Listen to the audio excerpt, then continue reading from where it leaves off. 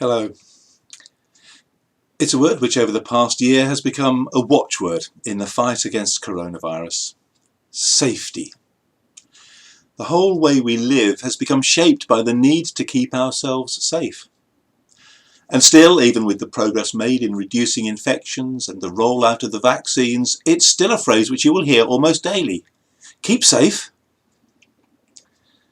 But that need for safety and security isn't something which just appeared a year ago. Over the last 20 or 30 years, it's become increasingly important in so many areas of life. Probably most houses now have security lights and alarms. The security of our children has led to DBS checks on anyone who has contact with them. As we've said before, we do live in a troubling world where safety and security can't be taken for granted. So where do we fit into this as Christians? We're going to turn to the next in our series, looking at some of the Psalms of Ascent, this time to Psalm 125. Let me read it for you.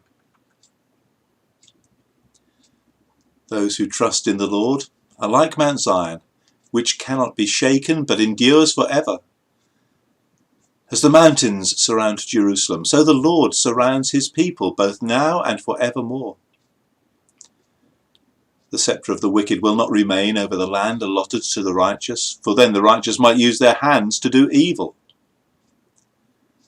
Lord, do good to those who are good, to those who are upright in heart, but those who turn to crooked ways, the Lord will banish with the evildoers.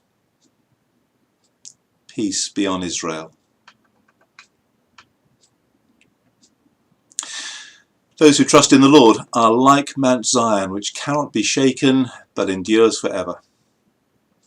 In a world where the search for safety and security dominates so many people's lives, here is good news.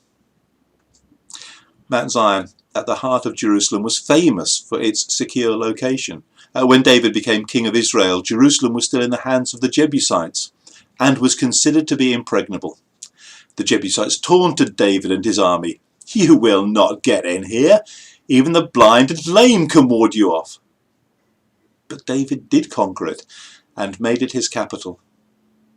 And years later, as pilgrims made their way up to Jerusalem for some festival, singing these psalms, these songs of ascent, they would eventually see Jerusalem for themselves. It was surrounded by mountains. That's what verse 2 picks up here, as the mountains surround Jerusalem. And that made approaching it with an army very difficult. And at the centre of Jerusalem stood Mount Zion, with steep drops on three sides. What better picture of security could there be? But that physical security wasn't the most important thing. As the mountains surround Jerusalem, so the Lord surrounds his people, both now and forevermore. God had given his people a secure place to live, but ultimately their security lay in his protection. Which is a great thing to be reminded of. God's protection is as secure as a mountain. But that doesn't mean that those who trust in the Lord don't face problems. Because straight after this comes the other side of the coin. The sceptre of the wicked. Certainly it says that the sceptre of the wicked won't remain, but obviously it's there at the moment. At the moment, the wicked seem to be ruling. It's not just that there's wickedness there, but it has the sceptre, the sign of kingship. The wicked are in control. That was often the experience of God's people in the Old Testament. It was great when David was on the throne, but it wasn't long after that that the kings of Israel and then Judah were a far less godly lot. And then, of course, Jerusalem was conquered by Nebuchadnezzar. The city and the temple were destroyed. And by the time these Psalms of Ascent were compiled into their final form after the exile, well, Jerusalem was the main city of a puppet state under the rule of Persians and then Greeks. A bit later, under Antiochus Epiphanes, God's people were facing horrific persecution. So when you face all of that, when you are under the sceptre of the wicked, what do you do?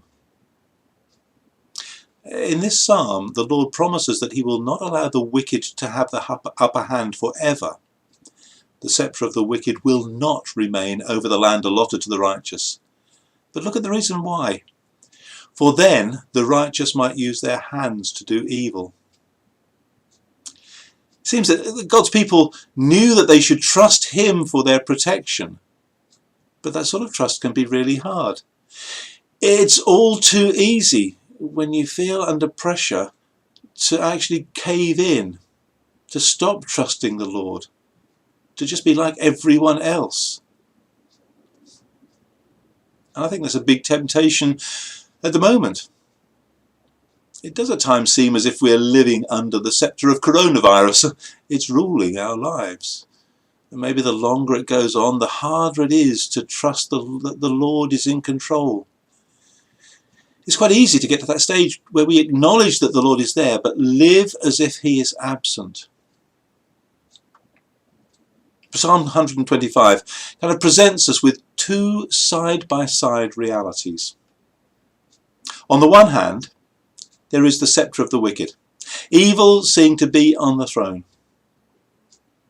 On the other hand, those who trust in the Lord are like Mount Zion, which can never be shaken. Of course, that doesn't mean that for those who trust in the Lord, life will be trouble-free. What it does mean is that when we trust in the Lord, our ultimate security is assured. And so it all challenges us as God's people to choose which reading of reality we will live by. Will we be overwhelmed by all that's going on around us? Will we allow the pressures, the troubles, the problems to take our eyes off the Lord? Will we lose our confidence in him? Or will we recognise that our security is still in the Lord? That he really does surround his people as the mountains surround Jerusalem. Those who trust in the Lord are like Mount Zion, which cannot be shaken but endures forever. Sometimes trusting the Lord is hard. Sometimes believing that he is really in control takes effort. But when we lose that trust, we lose our ultimate source of security. So hold on